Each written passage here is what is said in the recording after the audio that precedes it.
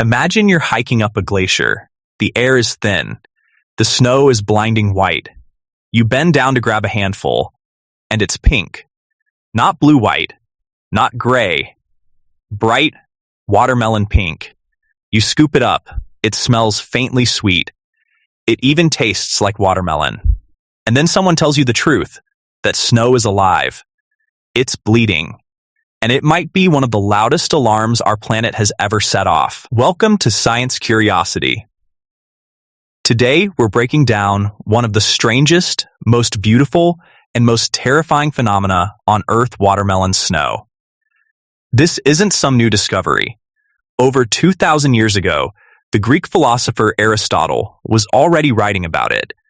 In his book, History of Animals, he described reddish snow high in the mountains, and even mentioned tiny grubs living inside it. For centuries, nobody could explain it. Was it dust? Blood? A curse? Then in the 1800s, scientists finally looked at it under a microscope. And what they saw changed everything. The pink color isn't dye. It isn't pollution. It's an algae bloom happening on top of a glacier. The main culprit is a microscopic single-celled organism called Chlamydomonas nivalis, literally snow algae. It lives its entire life in freezing conditions. Not dies in the cold.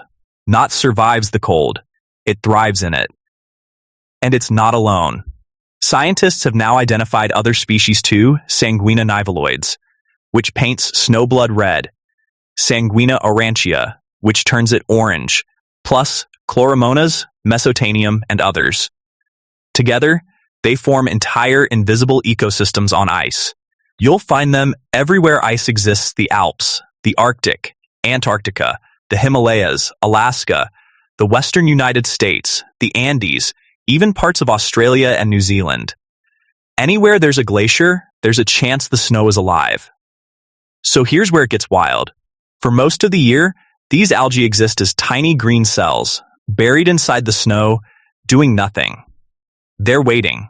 Then, summer arrives. The sun climbs higher. Meltwater trickles down. Suddenly, the algae have liquid water, and that's the trigger. They wake up. They photosynthesize. They multiply. But there's a problem. Up on a glacier, the sun is brutal. The UV radiation is so intense it would fry a normal plant cell in hours. So the algae do something incredible. They produce a natural sunscreen, a red pigment called Astaxanthin. It's a carotenoid, the same family of pigments that makes salmon pink and flamingos flamingo-colored. The algae pumps so much astaxanthin into their cells that they turn a deep watermelon red. That red pigment is literally a shield. It blocks UV rays and protects the algae's chlorophyll from being destroyed. Beautiful, right? A microscopic organism inventing sunscreen millions of years before we did. Except, there's a catch. A big one. Here's the problem. White snow reflects sunlight. That's basic physics. Scientists call it the albedo effect. The higher the albedo, the more sunlight bounces back into space, and the cooler the surface stays. Fresh snow has one of the highest albedos on Earth. It reflects up to 90% of sunlight. But pink snow, red snow, dark snow, it absorbs heat instead of reflecting it. When these algae bloom, they turn massive stretches of glacier from bright white to deep pink. The albedo drops. The snow absorbs more sunlight. The surface warms up. The snow melts faster. And here's the terrifying feedback loop. More melting means more liquid water. More liquid water means more algae. More algae means darker snow. Darker snow means even more melting. It's a runaway loop, and it's happening right now, on glaciers all over the world. This is where watermelon snow stops being a curiosity and starts being an alarm. Scientists have found that snow algae blooms can accelerate glacier melting by up to an additional 13%, on top of the melting already caused by global warming. Think about that. Our glaciers are already shrinking because of rising CO2 and rising temperatures. And now, this microscopic organism, which thrives because of the extra meltwater we're creating, is quietly making the problem worse. Global warming gives the algae more water. The algae darken the ice. The ice melts faster, which gives the algae even more water, which melts even more ice. Watermelon snow isn't causing climate change, but it's amplifying it. It's a symptom that's become part of the disease. Now I know what you're thinking. It tastes like watermelon. It's just algae. Can you eat it? Please, don't. While it smells sweet and tastes mildly fruity, eating watermelon snow can cause serious digestive issues, cramps, diarrhea, and worse. The algae contain compounds your gut simply isn't built for.